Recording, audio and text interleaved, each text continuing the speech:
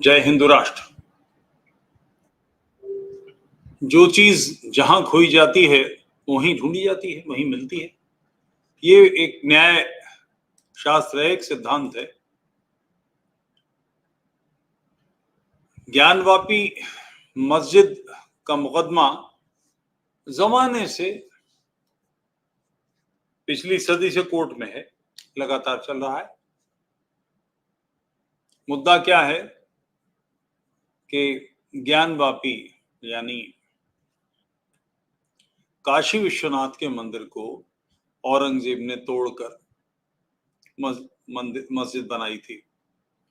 कोई व्यक्ति, सामान्य व्यक्ति भी वहां जाएगा तो देख लेगा कि जो उसकी दीवारें हैं वो भिन्न प्रकार की हैं और जो गुंबद बने हैं वो अलग तरह के हैं। दीवारों पर भग्न मूर्तियां हैं, कमल हैं, देवी की मूर्ति हैं, श्रृंगार गौरी की इत्यादि बहुत सारे चिन्ह हैं। कोई भी देखकर समझ सकता है कि ये मंदिर रहा है।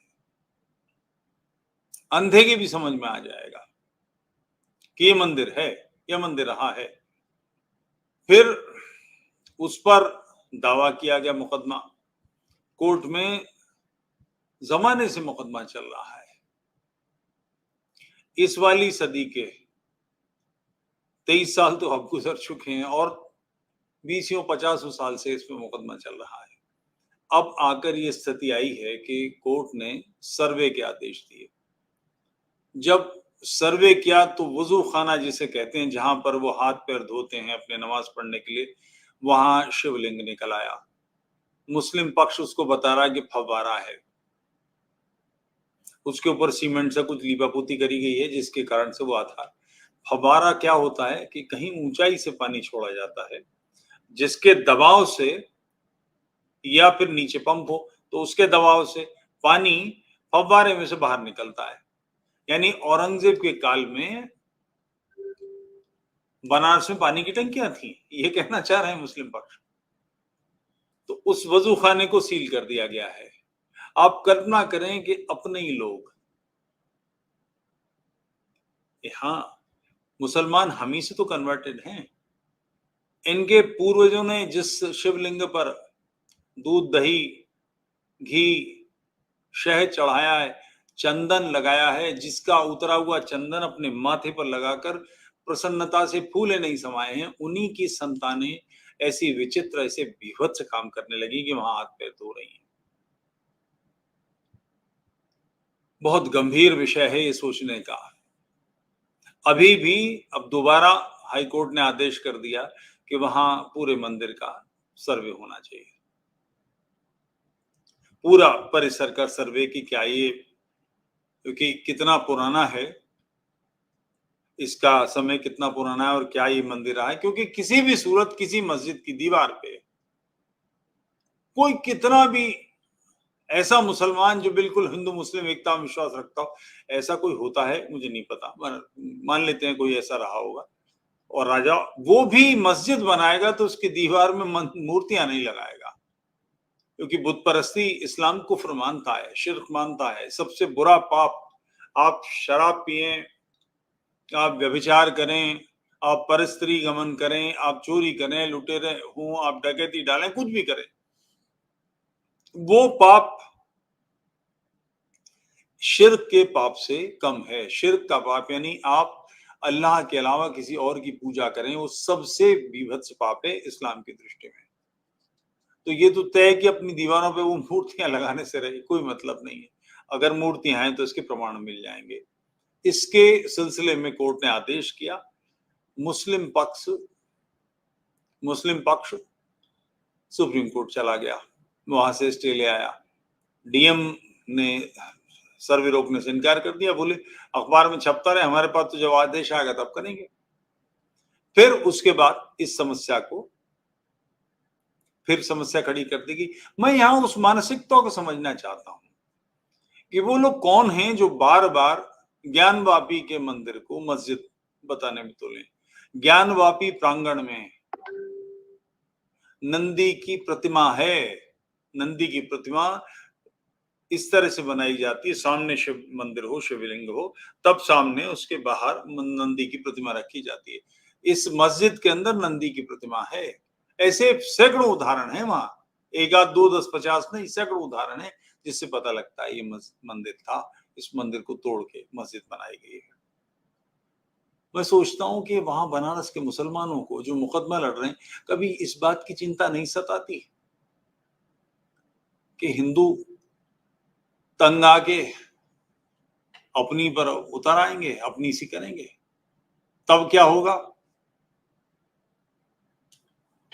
राज्य धर्मनिरपेक्ष, तटस्थ, सेना, पुलिस, सारी चीजें मुसलमानों के पक्ष की नहीं है। और अब स्थिति यह है कि राजनीतिक रूप से भारत में एक ऐसी पार्टी सत्ता में है जो कम से कम इस्लामी नहीं मानी जाती, इसके बावजूद कि एकम सनातन वाले वहां मचा रहे हैं और ये कह रहे हैं यूं हो गया वो हो गया, कुछ कुछ लौंडे लपारे हैं जो इस तरह की बातें कर रहे हैं, मगर कुल मिलाकर ये सरकार इस्लामी पक्ष की नहीं है। हिंदू पक्ष अगर बिलबिला उठा और संघर्ष पर आमादा हो गया, यानी वही रास्ता जो राम जन्मभूमि में हुआ, और राम जन्मभूमि में अगर बाबरी मस्जिद, राम जन्मभूमि पे बनी बाबरी मस्जिद ढाई नहीं जाती तो प्रमाण नहीं निकलते, क्योंकि प्रमाण सब नीचे से निकले हैं, जमीन के अंदर खुदाई में हुई है तब उसमें। और सरकार के आदेश पर, सरकार क्षमा करेंगे, कोर्ट के आदेश पर सरकार ने खुदाई कराई है। कोर्ट का आदेश था कि लेबर में आधे मुसलमान हूं, आधे मुसलमान रखे गए, मुस्लिम अधिकारी खान और ये सब लोग थे, और उन्होंने उसमें कसौटी पत्थर के खंबे और भगवान बाराह की मूर्ति, या बाराह की मूर्ति बेसिकली सुअर की मूर्ति मानेंगे मुसलमान, तो मस्जिद में सुअर की मूर्ति रखते हैं मुसलमान। ये सारे प्रमाण निकले, फिर उसके बाद अकाट्य आदेश आया सुप्रीम कोर्ट का, और जिन जस्टिस ने फुल बेंच थी, जिस फुल बेंच ने आदेश दिया उसमें एक इस्लामी मुसलमान जज भी था, सबने एक मत से प्रमाण दिया कि ये जगह राम जन्मभूमि मंदिर है, बिल्कुल स्पष्ट, कि जिसमें कल को कोई विवाद करने का, कोई टांग खींचने वाला पक्ष ना हो कि बोले हम भी हैं, ये ना हो जाए। साफ साफ आप आमंत्रण दे रहे हैं क्या ऐसी स्थिति के लिए? आप चाहते हैं कि भारत के लोग आपके से दूरी बरतें, आपसे व्यापार न करें, आपसे माल न खरीदें, आप आर्थिक रूप से अपने बहिष्कार को निमंत्रण दे रहे हैं। रोज कोई ना कोई मीडिया आता है कि वहां खाने में थूक रहा है, कोई फलों पे पानी कुल्ला कर रहा है, इस किस्म की हरकतें क्यों करते हैं? और ये कोई नई हरकत नहीं है, सुन्नी नॉर्मली कहते हैं कि शिया थूक के पानी पिलाते हैं, ये थूक के पानी पिलाना सुन्नत है। आप इस किस्म की बातें कैसे कर सकते हैं किसी सभ्य समाज के बीच में रहकर? लोग आपके हाथ से सामान लेना बंद कर देंगे। कल्पना करें फिर आपकी दुकानदारी कैसे चलेगी, आपका काम कैसे चलेगा? आप जिस भी समाज में रहें, जिस भी नगर में रहें, जिस भी मोहल्ले में रहें, ये तो असंभव है भारत में कि आप सिर्फ मुसलमानों से ही व्यापार करेंगे, उन्हीं के साथ काम करेंगे, ये तो हो ही नहीं सकता। आप लगातार कूच रहे हैं लोगों को, तक कष्ट दे रहे हैं लोगों को, दुख दे रहे हैं, समाज तिलमिला रहा है, भौं तनती जा रही है उसकी। और ये कोई यही नहीं कर रहे, सारी दुनिया में कर रहे हैं। 9/11 ट्विन टावर वहां उड़ाए, उसके बाद प्रस्ताव रखा कुछ हरामियों ने मिलके कि ट्विन टावर की जगह पे मस्जिद बनाएंगे, इससे सामाजिक शांत, सभ्यता का, सौहार्द का व्यवहार होगा। वो तो गनीमत रही कि वहां के कुछ लोगों ने कहा ठीक है, इसके बिल्कुल बगल में एक पोर्क की दुकान खोली जाएगी जिसमें सुअर बेचा जाएगा, और राइट साइड में एक गे क्लब होगा जिसमें होमोसेक्सुअल्स का हो रहा होगा, और बार बनाया जाएगा इसके सामने यूं होगा, तब फिर चैन से बैठे हैं। ये नॉन मुस्लिम्स की जगह को तोड़ के उस पर अपना आधिपत्य स्थापित करके इस पर लगातार जूझते रहना, ये क्यों कर रहे हैं? 1500 साल पहले का इतिहास है और उसे अंडू नहीं किया जा सकता, उसके बारे में चर्चा करने का कोई मतलब नहीं, पास्ट है। मगर आप उसे आज भी अपनी जिंदगी में उतारने में लगे रहेंगे, आज भी उस सारे व्यवहार को करने में लगे रहेंगे, और उसी कुफ्र ईमान और शिर्क और फलाना ढमाका ये अंडबंड करते रहेंगे, तो कितने दिन आपका जीवन है?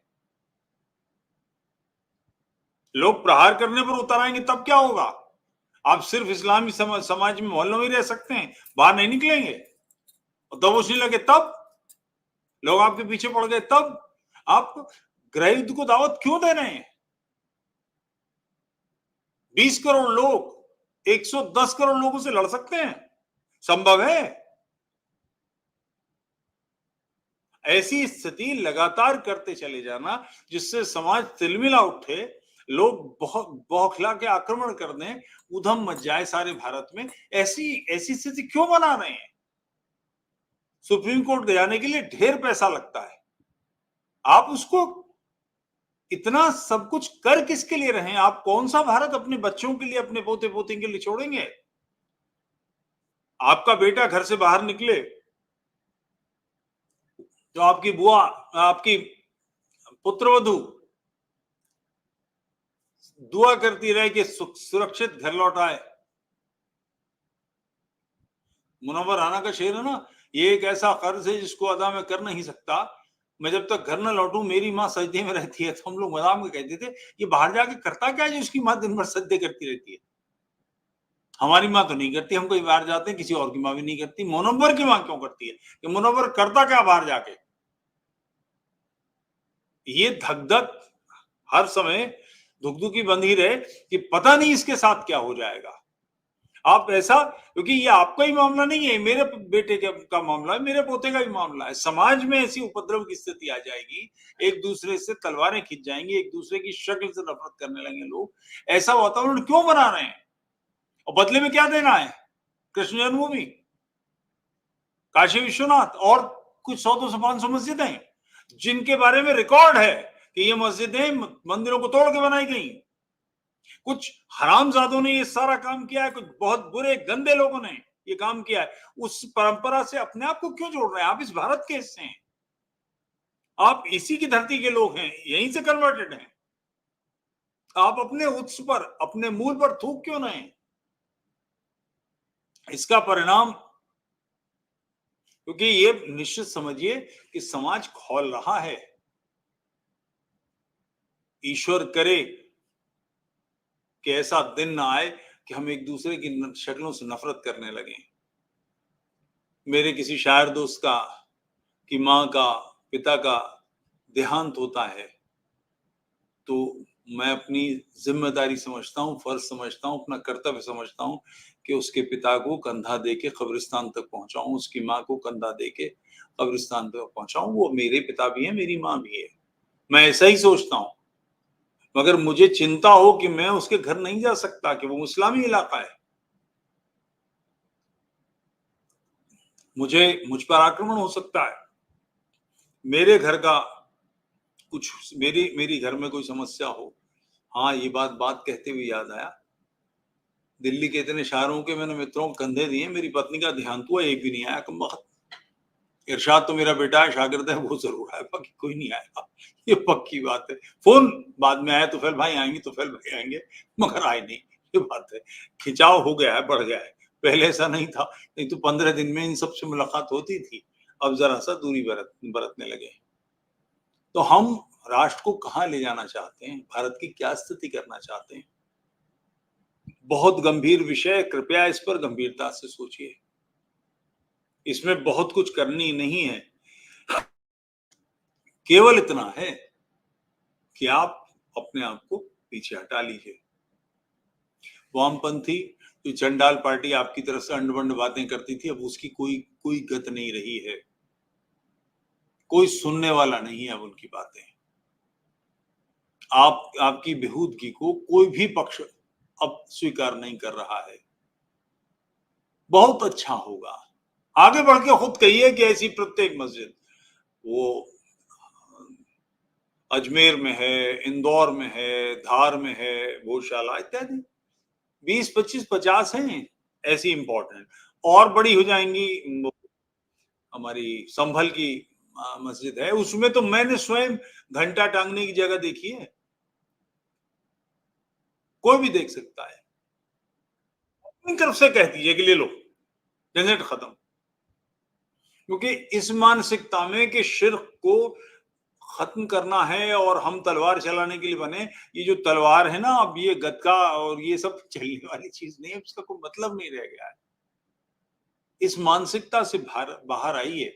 व्यक्तिगत पौरुष इस प्रकार का, जिसे उपद्रव के अलावा और कोई संज्ञा नहीं दी जा सकती, ये कितने दिन चलेगा? सभ्य समाज जैसा होता है वैसे बनिए, लफंगई से बाहर आइए। एक बार ये काम करके देखिए, आप देखिए कितना बड़ा बदलाव आता है भारत में। भारत में विश्व शक्ति बनने की क्षमता है, उस तरफ बढ़ रहा है, मगर एक पैर में उसकी बेड़ी पड़ी है, जिसे खींच कर चलना पड़ रहा है। इन विहुदगियों से उसे मुक्त कर दीजिए, आप स्वयं पाएंगे कि वो तेज चलने लगेगा। तेज चलने का मतलब आप सबको, मुझे, हम सबको लाभ होना है, कोई एक तरफा किसी कुछ लोगों का नहीं होता। इस मामले में गंभीरता से विचार कीजिए। ज्ञानवापी को मस्जिद बना के कितने दिन लड़ लेंगे? साल 2 साल और, फिर क्या होगा? तो बाहर आइए सबसे। कुछ मस्जिदें छोड़ जाएंगे तो जान नहीं चली जाएगी, इस्लाम की नाक नहीं कट जाएगी।